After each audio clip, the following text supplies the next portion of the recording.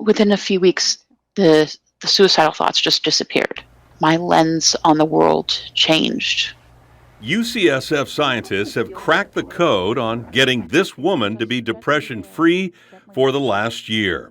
In a first of its kind trial, they implanted a device in her brain that senses when she's having depressive thoughts and interrupts them with a burst of electrical stimulation.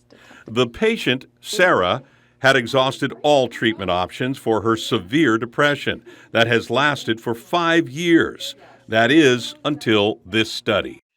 When I first received stimulation, the aha moment occurred. I felt the most intensely joyous sensation, and my depression was a distant nightmare for a moment. We identified a circuit in her brain that was specific to her depression, and we deliver therapeutic stimulation to one area of that circuit, and we sense neural activity in the other area of that circuit.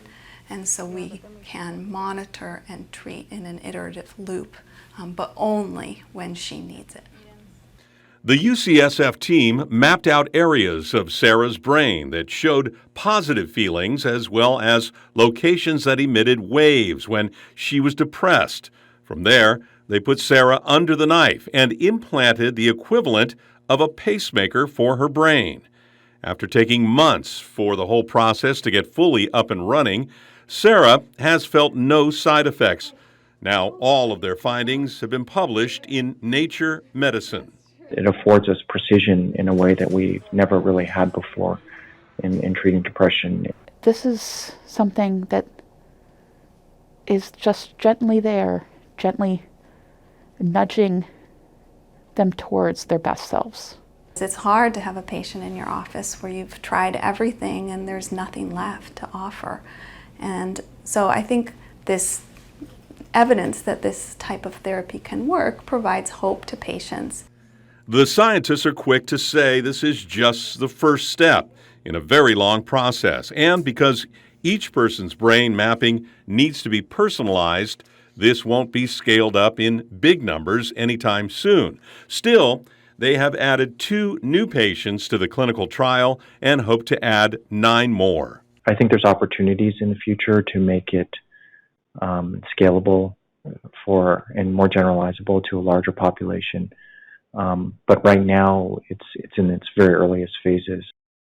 There could be a whole nother type of treatments that are based on biomarkers that can deliver treatment on short time frames rather than antidepressants, which act on a much longer time frames. So I think it has a lot of implications. Medication is something, it's like a cudgel.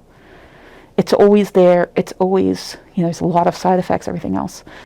And this potentially revolutionary type of treatment could have long-reaching effects. The approach itself is not specific to depression then also. It can be broadly applied to many psychiatric and neurologic conditions.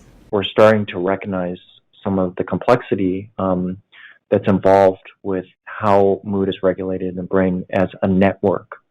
Not just one particular node in the part of the brain that's responsible for all of mood, but interacting areas in the brain that give rise to really complex emotions that underlie things like depression and anxiety.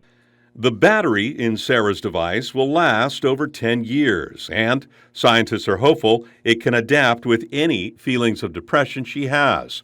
For now, she is relishing her newfound joy.